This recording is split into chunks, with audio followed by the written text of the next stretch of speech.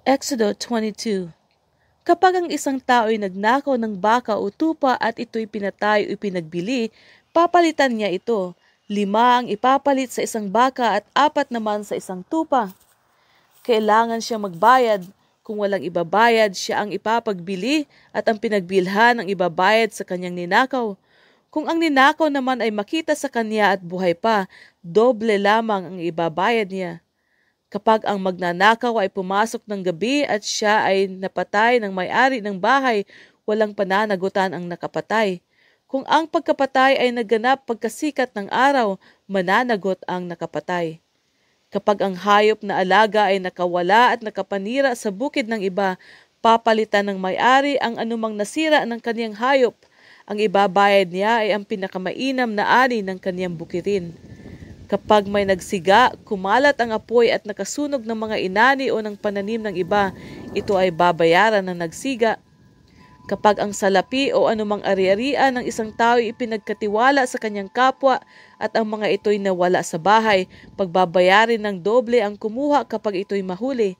Kung hindi naman mahuli ang nagnakaw, ang pinagkatiwalaan ay panunumpain sa harapan ng Diyos para patunayang wala siyang kinalaman sa pagkawala ng inahabilin sa kanya.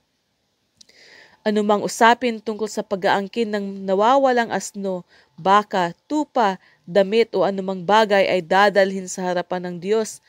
Ang mapatunayang nag-aangkin lamang ay magbabayad ng doble sa tunay na may-ari. Kung mamatay, mapinsala o inagaw ang isang asno, baka, tupa o anumang hayop na paalaga, ngunit walang nakakita sa pangyayari, ang nag-aalaga ay manunumpa sa harapan ni Yahweh upang patunayan na wala siyang kinalaman sa pangyayari. Ito'y dapat paniwalaan ng may-ari at wala ng pananagutan ang tagapag-alaga. Ngunit kung ninakaw ang hayop, magbabayad ang tagapag-alaga. Kung ang hayop naman ay pinatay ng isang hayop na mabangis, ipapakita ng tagapag-alaga ang bahaging natira at wala siyang pananagutan.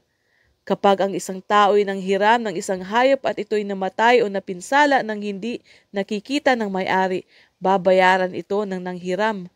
Ngunit kung naroon ang may-ari, hindi ito babayaran, lalo na kung inupahan, ang upa ang magiging kabayaran. Kapag ang isang dalaga na hindi pa nakatakdang ikasal ay inakit at sinipingan ng isang lalaki, siya ay pakakasalan ng lalaking iyon at bibigyan ng kaukulang dote. Kung hindi pumayag ang ama na ipakasal ang babae, ibibigay na lang sa ama ang halagang katumbas ng dote. Ang mga mangkukulam ay dapat patayin. Sino mang makipagtalik sa hayop ay dapat patayin. Sino mang maghandog sa Diyos-Diyosan ay dapat patayin sapagkat kay Yahweh lamang dapat maghandog. Huwag ninyong aapihin ang mga dayuhan.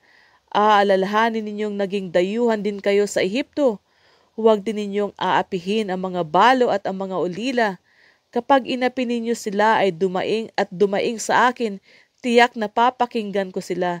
Dahil dito, kapupuutan ko kayo at lilipulin sa pamamagitan ng digmaan, sa gayoy mabibiyuda rin ang inyong asawa at mauulila ang inyong mga anak.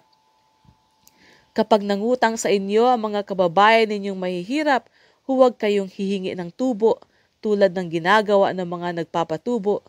Kapag may nagsanla sa inyo ng balabal, ibalik ninyo ito sa kanya bago lumubog ang araw, sapagkat iyon lamang ang pambalot niya sa katawan, wala siyang kukumutin sa pagtulog. Kapag siya'y dumaing sa akin, papakinggan ko siya sapagkat ako'y mahabagin. Huwag ninyong lalapastanganin ang Diyos ni mumurahin ang mga pinuno ng inyong bayan. Huwag ninyong kalilimutang maghandog ng inaning butil, alak na mula sa katas ng ubas at langis sa takdang panahon. Ihahandog ninyo sa akin ang inyong mga panganay na lalaki. Ihahandog din ninyo sa akin ang panganay ng inyong mga baka at tupa. Huwag ihihiwalay sa ina ang panganay nitong lalaki hanggang sa 7 araw mula sa kapanganakan. Sa 8 araw, ihahandog siya sa akin. Kayo'y aking bayang pinili, kaya huwag kayong kakain ng karne ng hayop na pinatay ng mabangis na hayop.